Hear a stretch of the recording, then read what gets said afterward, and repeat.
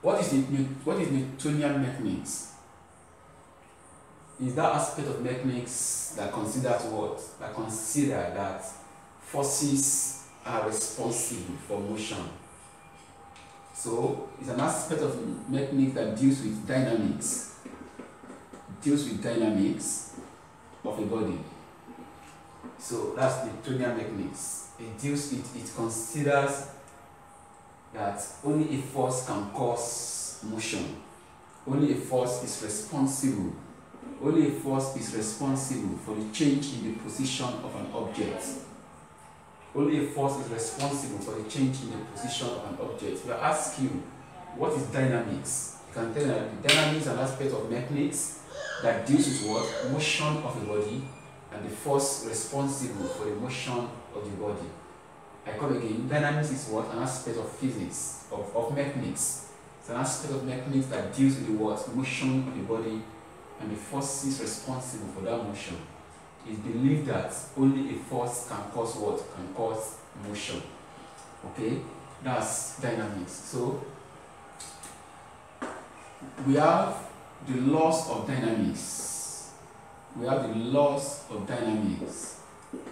Laws of dynamics, which are otherwise called the Newton's laws of motion. They are otherwise called the Newton's laws of motion. Newton's laws of motion. Okay? The Newton's laws of motion. So, now the laws of dynamics are laws that emphasize, there are three of them, they all emphasize on the need for force for a body to what? To move.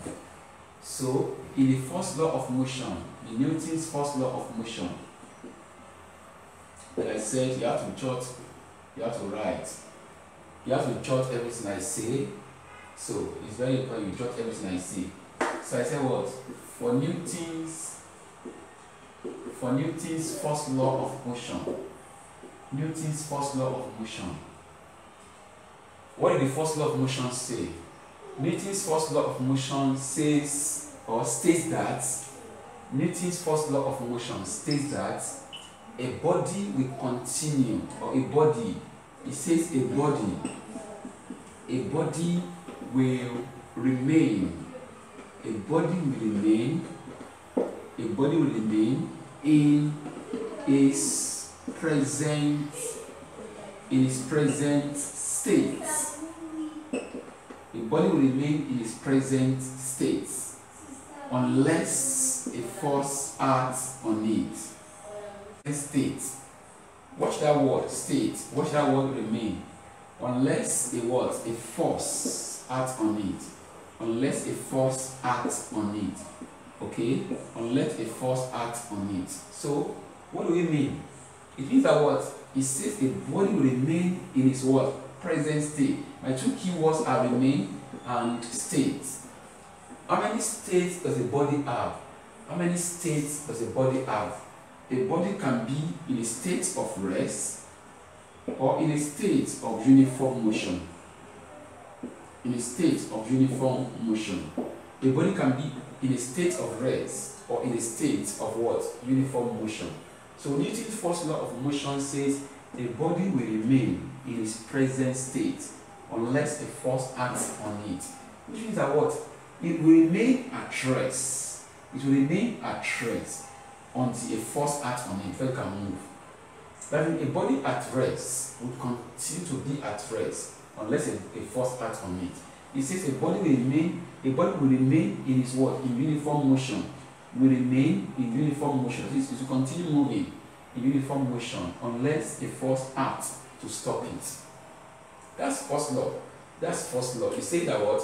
The body will remain at rest unless a force acts on it. Which means a body at rest will never move unless a force acts on it. And a body in motion will never stop moving unless a force acts on it to stop it. So there are two states a body can have. You can see rest and uniform motion. And the first law emphasizes that you will only remain in your state unless a force acts on you, which emphasizes also that what?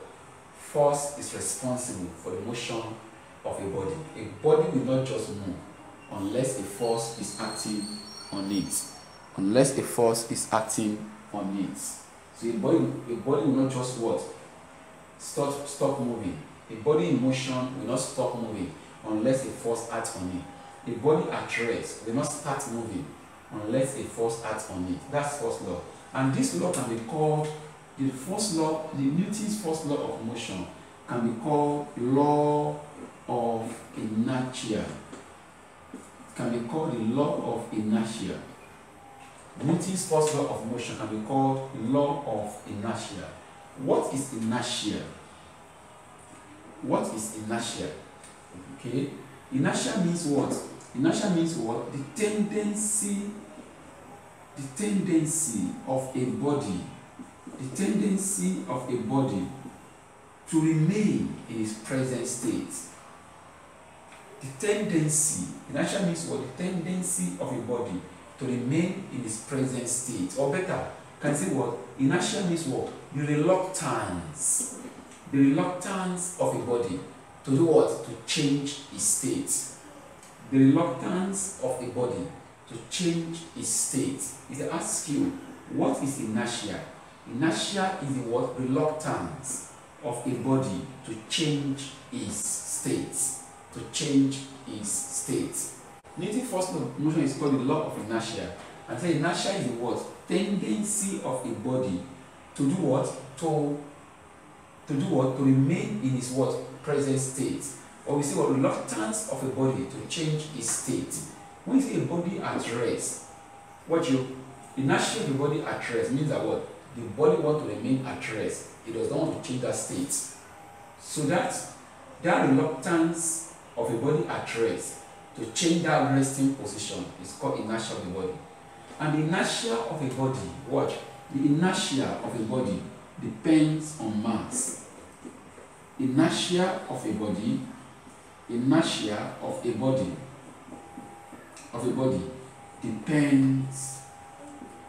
on mass of the body. Mass of the body. The inertia of the body depends on the mass of the body. Now what does that mean? Just watch that. You say what? Inertia of a body depends on the mass of the body. What does that mean? It means that what? Your mass will determine if a body at rest will move, or if a body in motion will stop moving. It's the mass that will, the mass has a lot to say about that. If the mass of the body has a lot to say about something at rest, the tendency of it to now move or not move again. A body in motion, the tendency to do what? To come to rest. Okay?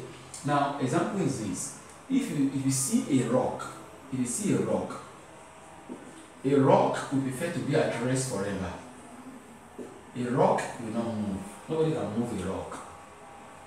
Okay, we say the rock is very heavy. They compare a rock with what? With what is it called? With dust. You know that dust must come from rock. Okay, so dust, they are the same class. Dust and rock. So which of these can easily move by the wind can easily move? The wind can easily blow away the dust. The rock remains at rest, even though the same force is acting on the two of them. You have dust, you have rock. Wind can blow dust. Wind also blow rock, but it's not move. It's not change. Why? Because the rock has a very heavy mass. The rock has a very large mass.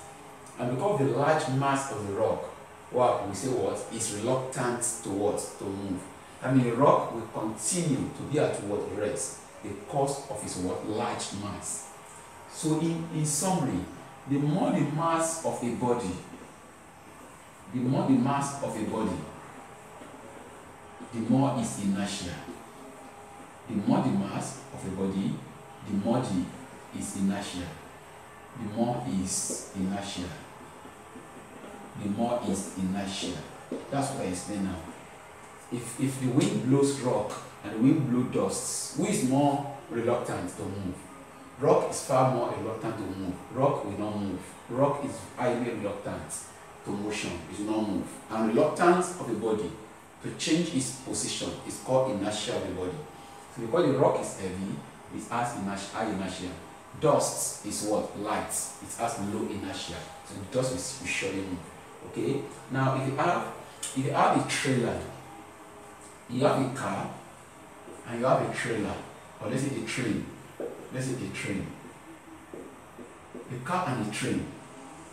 Once you start a car is light, low mass. A train is very heavy. Once you start a car, the car start moving almost immediately. The car moves almost immediately, which means the car has a low mass. It's at rest here. It's at rest. The car is at rest. Okay? It's at rest. Now, if you start it, should it be reluctant to move? Will it have a high inertia or low inertia? It's going to have a low inertia because it's a car. Compared to what? The truck, the train now. The car is lighter than the train. So because the car is lighter, if you start it, it moves almost immediately. When you apply the brakes, it stops almost immediately. Now the train is heavy. It has very high inertia. Okay? Now if you start a train, the train takes time to do what? To move. It moves sluggishly before it now picks up and starts moving. Okay?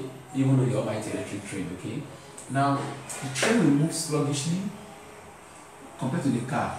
So if you compare this and this has high inertia. Okay? And that means what? It moves, it takes time to move. And also, when you apply the brakes, when you train to stop, the train also takes a long time to stop because it's also having high inertia. If you look at a trailer, you have a car. If you cross the road, suddenly in front of the car can apply brakes and stop. If you cross the road for a trailer, the trailer also wants to stop, but unfortunately, when the brakes are applied, the trailer cannot stop instantaneously. Cannot stop at that instant. Okay? We say what? The trailer will take time to stop because of its heavy inertia. So the summary of this is this. Because the car is light, when at rest, it moves easily. It's not reluctant to motion. It moves easily. When in motion, when you apply the brakes, when in motion, it stops easily. It's not reluctant to stop also.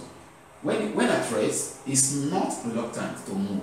When in motion, it's not reluctant to stop. It stops when the brakes are applied because it's light. It's having light mass. It's having low inertia. Car has low inertia. But the train, when for a train to move, for it to start moving, it takes time to move. Also, when it's not in motion, when you apply the brakes, it takes time to stop moving. Okay, that means the train has a very high inertia. That's first law of motion. That's Newton's first law of motion. That's Newton's first law of motion, called the law of inertia. Called the law of inertia. And we said, the more the mass of the body, the more the inertia of that body. Then we have second law of motion. Newton's second law of motion. Newton's second law of motion. Newton's second law of motion. Okay? What did Newton's second law say? The Newton's second law is all about force and momentum. Remember, if a body is at rest, if a body is at rest, this is a body at rest, its initial velocity is 0. You can say V naught equals 0. Either U or V naught, the same thing, the same symbol. Different symbol, the same meaning. U initial velocity is 0, V naught equals 0. So if a body is at rest, your initial velocity is 0. If now apply a force on this body to move it, you will be changing its velocity from U to a new one, V. Or from V naught to V. Because you have applied a what? A force. This body has a mass. Because you've applied a force, what happened? The velocity has what? Changed. Because the velocity has changed, something has also changed. Momentum has changed. So when a force is applied on the body, the momentum of that body changes if it's not that reluctant. if it's not that what reluctant. Look, I don't see how much force you apply on a rock that will change the velocity of the rock from 0 to something. The rock will continuously or forever be at what? At rest. You cannot move the rock, no matter the force you apply on it. So if the body does not have so much inertia like that of rock, if you apply a force on it, its velocity is expected to what? To change from initial value to final value v. So we say what? We say because the force is applied, there is a change in momentum. Momentum of the body initially is mu. Momentum of the body finally is mv. Momentum initial is mv, final is mv. So momentum has what? Has changed. So in that case, the second law is all about momentum and force. The second law states that what? The time rate, it says that the time rate of change in momentum, time rate of change in momentum of a body is directly what? Proportional to the applied force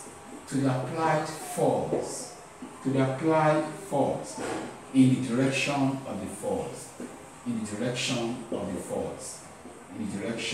force. Okay? When motion will happen, it must happen in the direction of the applied force. A body, if you apply a force to the east like this, the body is expected to move to that east also, if you don't have negative work done. Okay? So you say what? The time rate of change in momentum of the body is directly proportional to the applied what? Force in the direction of the force. Okay? That means that what? There's a change in momentum whenever a force is what? Applied on the body. The change in momentum whenever a force is applied on the body. There are two ways to write this. Because this is mathematics, okay? All this we are saying now is just story. We'll soon turn all into mathematics, okay? All our examples will be mathematical, okay? I mean, we have to do it like it's a math class, okay? Like it's a blue, I'm doing like physics and math together, okay? This is like physics and math together. It covers both areas. So, when we now start doing our examples, our questions, we will do things that are mathematical, not too physical in quotes, okay? I said, for Newton's second law of motion, F is the mv all over dt, which means you are differentiating m and v. And I said, one, if mass is a constant, we'll have what? F equals, this m will come out. It becomes m dv dt. I said, if I give you to differentiate ddx of 4x squared, or you, let's say ddt, okay, of 4x squared, even though t, of course, you just have to leave t alone, you will not be able to do it, but at least you have to hold you bring out what? 4, and you are left with what? Dx squared, d what? dt. You are differentiating what? Dx squared dt. Okay? The summary of what I have done is that what? You have brought this 4 out. I don't care if this can be done or can be done, but you have brought the 4 what? Out. That's 4 dx squared dt. So m can come out here. That's m dv dt because m is a constant. That's 1. 2. If m is not a constant, but it's a function of time, which means m now depends on time. M now changes with what? Time. I said mass of a body can change with time. Example, mass of particles can change with time. I told you this board, as we use this board every day, there are particles dropping. So the mass of this board is decreasing every day because particles are dropping on the floor every day, every second. So mass of a body can do what? Can change with time. Majorly mass of particles. So if it happens that way, then your F will become, this becomes product rule, because M can change with time, V can change with time. So you do what? You are doing product rule here now. It's product rule. It's now product rule. So old M differentiates V, that will be M dV dt plus old V and differentiate M, that will be the M dt. So in this case, you have done it by product rule. You have differentiated M and V with respect to what? To time. So you old M differentiate V. Old V differentiate what? M. This is a case where what? Mass also changes with time. If mass does not change with time, the M dt will be 0. The M dt will be 0. The M dt will be 0 if mass does not change with what? Time. If the mass of the particle does not vary with time, it does not change with time, that means the M dt will be 0, and that will become this one back. Okay, so that's what? Second law. That's what? Second law. Let's look at third law. Let's look at third law.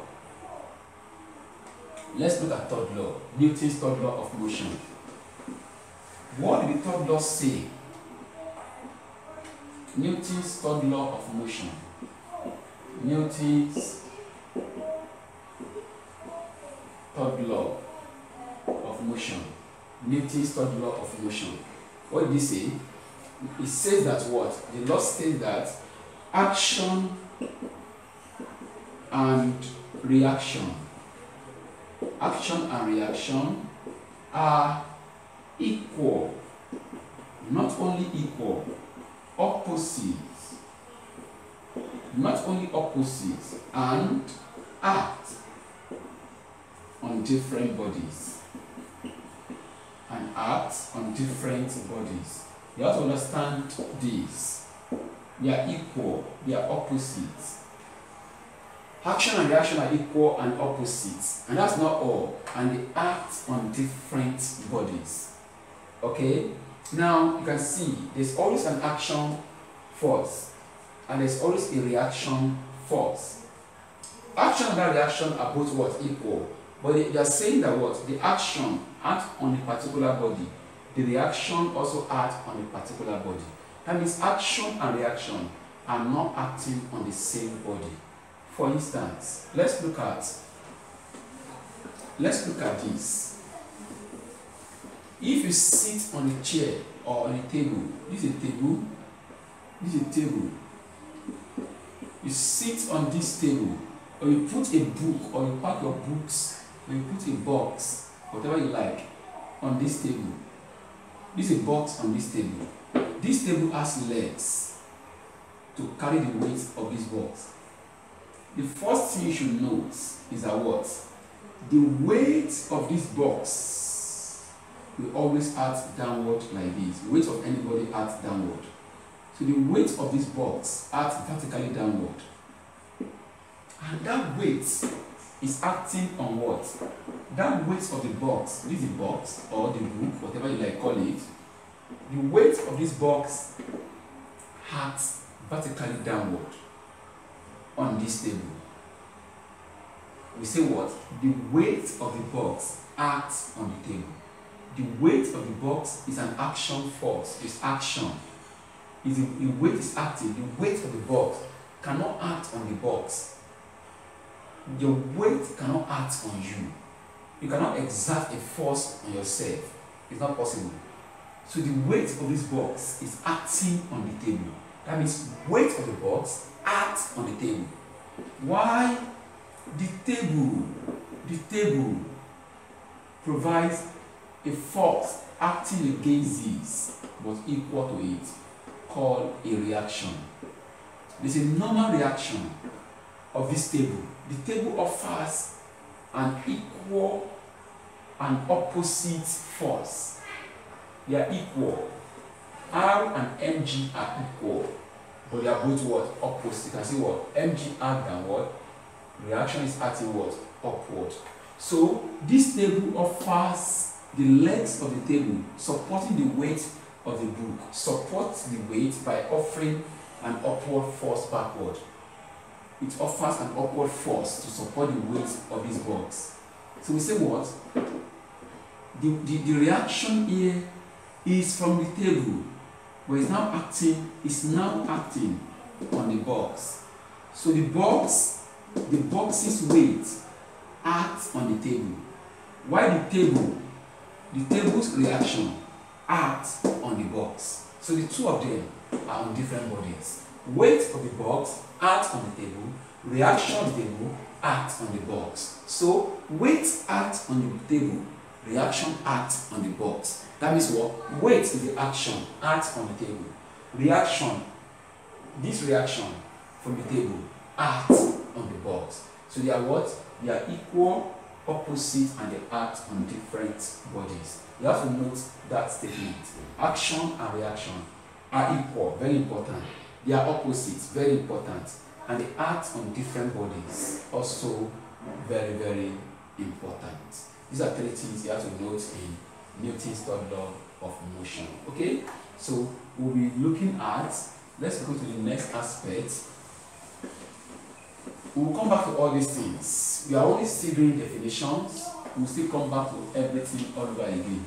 Let's go to momentum and collision.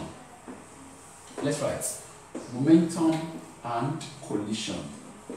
We'll come back to all these things later. Let's focus on second law now. Momentum and collision is centered on second law.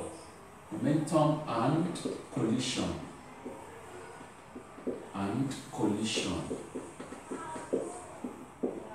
Momentum and collision. What is momentum? We define momentum as a product mass, the product of the mass of a body and its velocity. That's momentum. The product of the mass of a body and its what? Velocity. Momentum is given as mass times velocity, and its unit is this kilogram, this meter per second. That's what? Kilogram times meter per second, and that's what? Kilogram meter per second. Okay, the change in the momentum of a body, change in the momentum of a body, change momentum of a body is equal to impulse of the body. So you should know that what? Change in momentum of a body is the same as impulse of the body, or impulse on the body. So change in momentum is always m into v minus v naught. That's what? Final velocity minus initial velocity. You can use v naught, you can use u for initial velocity. I've said that before. So change in momentum is what? Mass times change in velocity. You can say m times delta v. So m times delta v is called change in momentum. And this change in momentum is equal to what? Impulse. What's impulse? Force times time, the force act. Force times what? Time is called what? Impulse. So you can say what? Change in momentum of the body is impulse. We can see that from where I said F equals m into change in v over time. When I gave you this one as what? As dv dt. So you can say what? Ft equals m change in v. That was what I wrote for you. Where I said mass was constant. That's m dv dt. Or let's say m change in v over time. That means if you cross multiply, you have Ft equals what? M change in v. Change in v means m into final minus initial. That's change in velocity, okay? And this is equal to what? Ft. So that's the same thing I wrote here. So change in the momentum of a body is equal to what? Impulse. And this expression can be obtained from Newton's second law of motion. Okay? That is what we call momentum. So you have to notice momentum can also be measured in Instead of kilogram meter per second, it can be what? It can be Newton second. So Newton second is equivalent to what? Kilogram meter per second. You can do that by dimension. Or you can look at it here. F times T. F, this is momentum. This moment impulse. Change in momentum is still momentum. Impulse is Ft. So force is Newton. Time is what? Second. That's what? Newton seconds. Newton seconds. Okay? So that's that on that. Then we have what is called collision. What is collision? Collision, like the name implies, it means what? Impact. Okay? Collision means impact. Okay, when you have two bodies making an impact, that's collision. Okay? We have two types of collision. We have elastic collision. Elastic collision. And we have inelastic collision. Inelastic collision. So we have two types of collision, elastic and inelastic collision. Now, what do you call elastic collision? As you can see, I said collision means impact, elastic collision, and we have inelastic collision. Now, when you say elastic, for elastic collision, we say momentum is conserved. For elastic collision, momentum is conserved, so also kinetic energy is conserved. Both are conserved. So when you hear elastic collision, you just think of what? Conservation of what? Energy. There is conservation of energy for elastic what? Collision, even though momentum is always conserved. So momentum is conserved, energy is what? Is conserved. And the bodies do not stick together. The bodies do not what? Stick together. Meaning the body separates after the what? Impact. Once the body collide, they go separately after the collision. It's just like this. This body 1, mass m1, initial speed u1. It has mass m1 u1. Body 2, mass m2, initial speed u2. This is before the collision, before they collide. Now, after the collision, the body will not stick together. They will not what? Stick together. So we now have what? We have body 1, its mass remains m1. It's having the final velocity what? v1. You now have what? Body 2. Its mass is still m2. Final velocity what? v2. After the collision. So what is important here is that what? Momentum is conserved, which means you don't lose momentum. If momentum is conserved, that means we have what? You know, if here has a mass and it has a velocity, it must have momentum. If here has a mass and has velocity, it must have momentum. So total momentum here, we have what is called first one. We have conservation of momentum. Conservation of momentum, which is what? We have m1 u1 plus m2 u2. That means total momentum here before they collide will be equal to what? Total momentum here after they collide. This is called conservation of momentum. That is, the momentum will not, the total momentum before collision and total momentum after collision will be what? The same. Momentum is conserved. So you can see it here. m1 u1 for body 1, that's momentum for body 1. Once you have a mass and you have a velocity, you must have a momentum. So mass of this guy is m1. His velocity is what? u1. Mass of this guy is m2. Velocity is what? u2. Okay? After collision, the mass still remains m1. Mass does not change. Mass still remains m1. Velocity is now v1. It has changed. Mass of body 2 remains m2.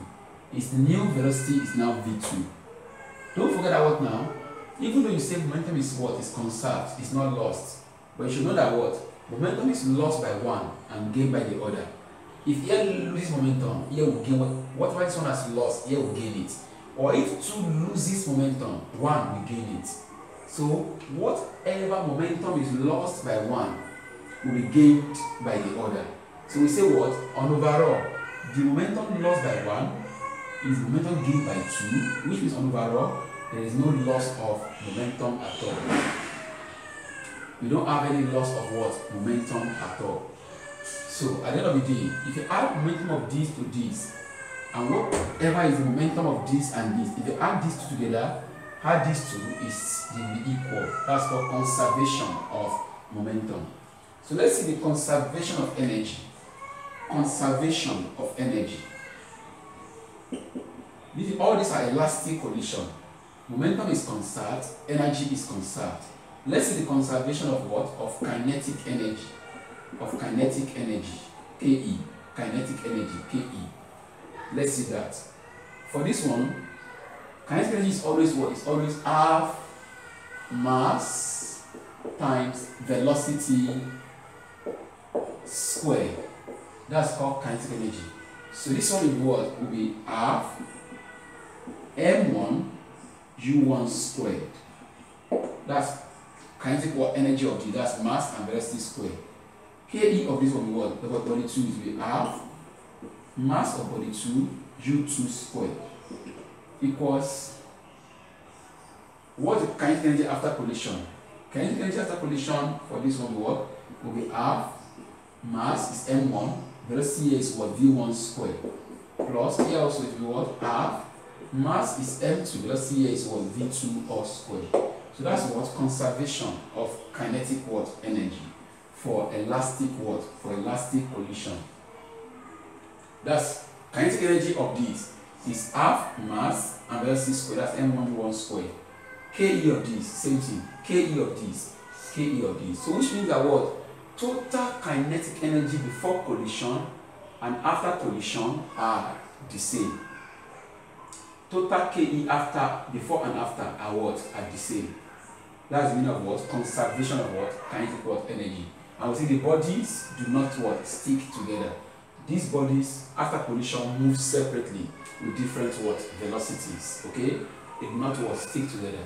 So the second type of collision, please, before I continue, is it clear at all what I'm saying? Is it clear? I know you have done all this in physics. Is it clear? You know that there's no big deal in what I'm doing. We just have to do it because it's in your syllabus. And the video, you should skip all this one and go to the next aspect, but it's in your syllabus. That's why I'm doing it. So let's see the inelastic collision.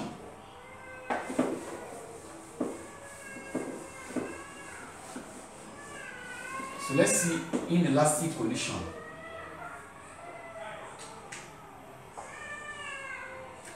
Inelastic collision. So we have number 2, inelastic collision. Inelastic collision. So for inelastic collision, what do we have? Firstly, we have momentum is always conserved. Momentum is conserved. Momentum is conserved. Is conserved. Kinetic energy is not conserved.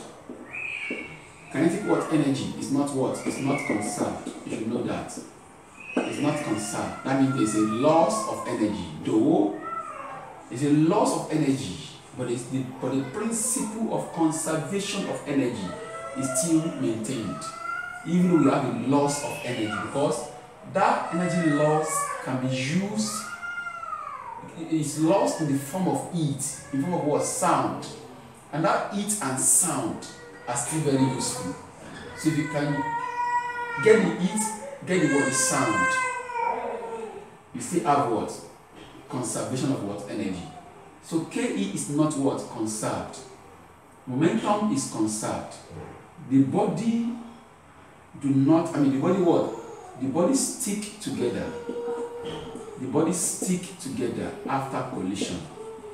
The body will stick together and it will now have, they will stick together and they will now have a common velocity, meaning they will move together. The body will stick together and they will move together with common velocity. So you have to take note of that, okay? So we say what? They stick together after collision. Hence, they have common velocity. So look at this body one. Look at it. Let's rub this. So this body one, watch this. With mass M1, initial speed U1. This body 2, it has mass M2, initial speed U2. Bodies 1 and 2. After collision, we see that the bodies are stuck together. M1, M2. We now have M1 plus M2 together. It's now as one. They have stuck together. We now have what? A common velocity what? V. The body are stuck together and we have a common velocity what? V. So in this case, what do we have now? We have, of course, conservation of momentum. Momentum is always conserved. Conservation of momentum is always conserved. That's what? R M1 U1 square. That's what? M1 U1, that's momentum of this. Mass times its velocity. Plus M2 U2, that's momentum of body 2. Momentum of body 2, that's mass times velocity of 2.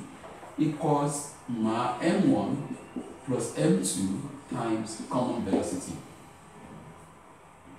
M1 plus M2 times what? Common velocity. That's what? This is momentum of body 1. This is momentum of body 2. This is momentum of the two bodies. M1 plus M2 times V. Okay? So in this case, you can see their momentums, momentum of this plus momentum of this equals to the momentum of this one combined. That's conservation of what? Momentum. Then we have, there is no conservation. No conservation of energy. No conservation of energy. Which means energy is lost. When you say energy is lost, we still don't have an overall loss of energy in the universe.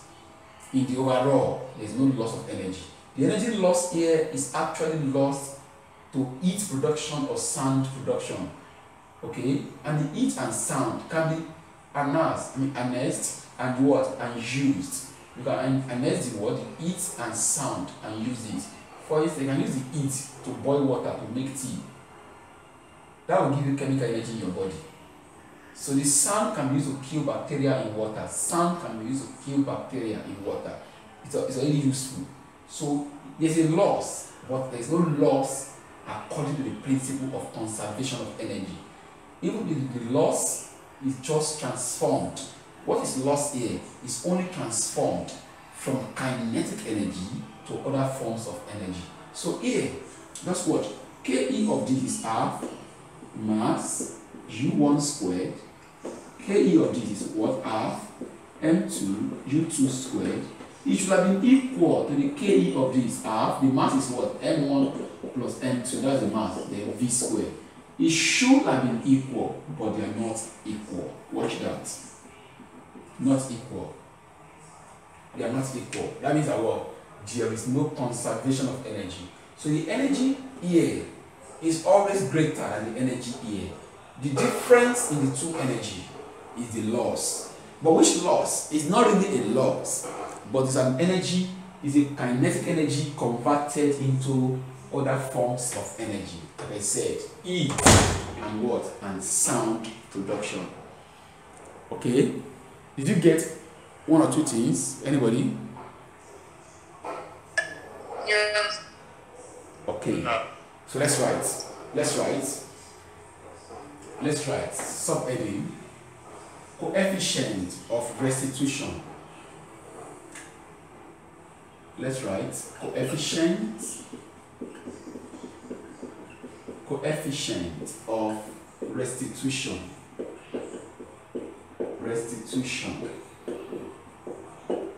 Coefficient of restitution. Coefficient of restitution. Coefficient of restitution.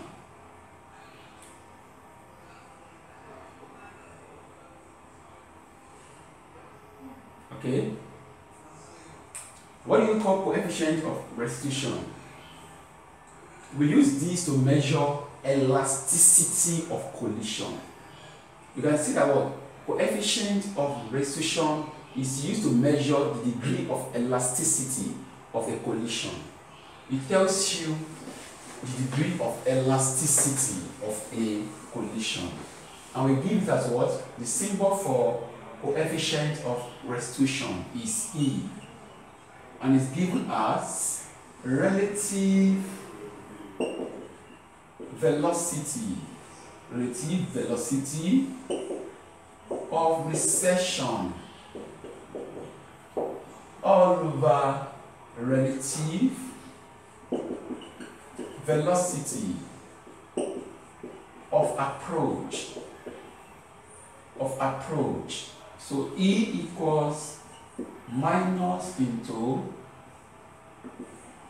V2 minus V1 all over U2 minus U1.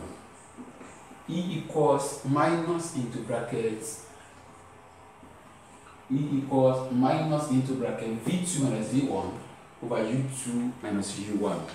So you have, I say what? Coefficient of restitution is a measure of the elasticity of a collision. Okay? If you have your own definition, it's not bad. But it tells you how elastic, the degree is a measure of the degree of elasticity of a collision. And I say it's what? It's given as what? It's defined as what? Ratio of the relative velocity of recession over relative velocity of what? Of approach. Now, where do you have recession? Where are the body receding each other? They are approaching each other initially. They are approaching each other initially. They are receding each other later. They recede here, meaning they come together initially. That means when you have U initial, separately, finally when you have V. So velocity of recession is V. Velocity of approach is U. Approach means when they are coming initially. To recede means when they are receding, when they are going away from each other finally. So that's why you say, well, recession is for V, approach is for U. And when you say relative velocity, okay, though it can be subtraction, it can be addition. So it can be different between these two guys. Difference here and difference here. But it has more meaning than that. This has a proof. This has a proof. It can be proved. Good. But the point is that what? Coefficient of restitution tells you how elastic a collision is. That is it. So value of E. Value of E is where? 0 less or equals to E, E less or equals to 1. The highest value of the coefficient of restitution. Yes. Why is that negative? It's a formula, it's a proof. You can even write without negative. You can write this without negative. You can say, can you say what? V1 minus V2 over U2 minus U1. You can use the minus to open this top.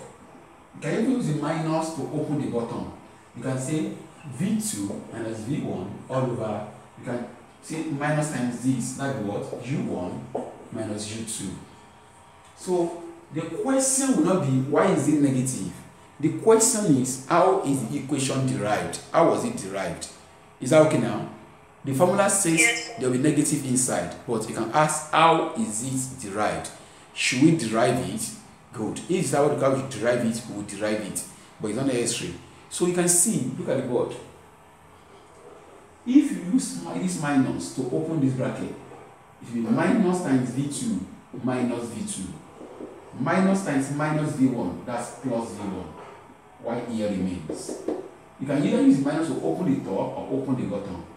If you use minus to open the bottom now, leave the top alone, leave the top alone. To open the bottom, right? Minus times U2 minus U2. Minus times minus U1 plus U1. So the formula is either this or this or this. And the three of them are the same thing. So let's say what? The value of the coefficient of restitution can be what? 0 and 1. And can be less than 1, but it's not less than 0. It can be negative. So E is greater than or equal to 0, or E is less than or equal to 1. That means the highest value of E is what? 1. And the lowest value of E is what? 0. Highest E value is 1. Lowest E value is 0. So we now have, if E equals to 1, watch this. If E is 1, we say what?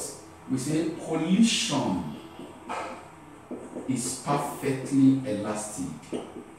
The collision is perfectly what? Elastic.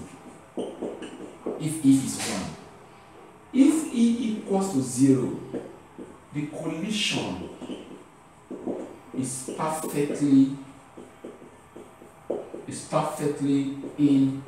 inelastic. We have said it that coefficient of restitution is a measure of the what? Elasticity of a collision.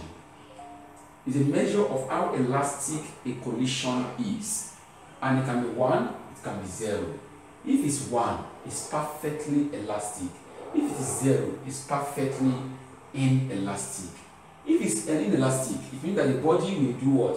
Will stick together. That means V1 and V2 will be the same, and they will be called common velocity in this case. When it's perfectly inelastic, that means E is 0. If you put E as 0 here, that means this times 0 is 0. That means V1 equals to V2. V1 equals to V2. If V1 equals V2, it means that what? The bodies move with the same final velocity after collision. That means it will be this exactly. It will be this. They will stick together and move together if E is 0. So if E is 1, it's obvious that this guy will separate 1, 2, 3, 4 will be on the separate, will be the separate values. Okay, so that's what coefficient of elasticity. Coefficient of what? Restitution.